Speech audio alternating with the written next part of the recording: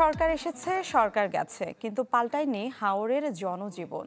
বন্যার বাঁধ ভেঙে ফসল হানি। সুনামগঞ্জে এসব থাকে বছর জুড়েই। আসছে নির্বাচনে ব্যালটে বড় ভূমিকায় থাকবেন হাওরের কৃষকরা। তাই সরকার বা জনপ্রতিনিধি বদল নয়, বদলাতে হবে প্রতিশ্রুতি বাস্তবায়নের স্বচ্ছতা, এমনটাই বলছেন বিশ্লেষকরা।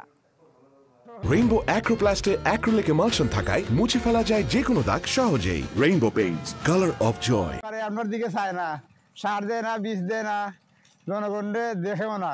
যারা আমরা দেখবো, কৃষকের কাছে চাইবো, এরাও আমরা ভোট দিব। একটি বড় ফসলই নির্ধারণ করে গোটা বছরের সংসার। তাই উন্নয়ন দল বা প্রচারের চেয়ে এবার ভোটের চাওয়া ফসল রক্ষা আর ন্যায্য মূল্য। সুনামগঞ্জের হাওড়ের মানুষের প্রধান পেশা কৃষি আর মাছ ধরা। এর সাথে বছর বছর বন্যার হানায় দিশেহারা।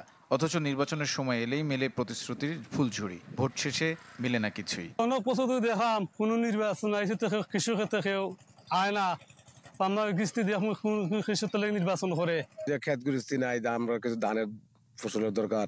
হাওর আমরা তো ইলেকশন লিয়া নেই। কৃষকরা বলছেন ক্ষমতার পালাবদল হয়েছে বারবার, কিন্তু তাদের ভাগ্যের উন্নতি হয়নি। তাই এবার অগ্রাধিকার পাবে দল নয়, চাষির স্বার্থ। কত সরকার আইলো গেল, এটা তো কোনো উন্নয়ন আমরা হয় না। কিন্তু আমরা কৃষক যে আছি, কৃষকের কোনো চিন্তা ভাবনা করে না, কৃষকের কোনো কাজ করে না। আমরা এখন যারা ভোট দিতাম চাই, আমরা যাতে আমরা কৃষকের কিছু উন্নয়ন করে বা কৃষকের কিছু কাজ করে, তার লাগে আমরা ভোট দিব।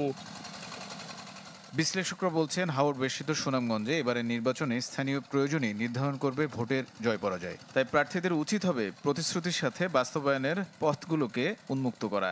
এবারের নির্বাচনেও কৃষি, হাওরের মাছ, হাওরের ফসল, এই বিষয়গুলো প্রাধান্য পাবে এবং পাশাপাশি যোগাযোগটা সামনে আসবে। যে হাওরের এই যে বিলম্বিত যোগাযোগ, এই যোগাযোগ ব্যবস্থার উন্নয়নে যারা কাজ করবেন তাদেরকে হয়তো ভোটাররা বেছে নেবেন।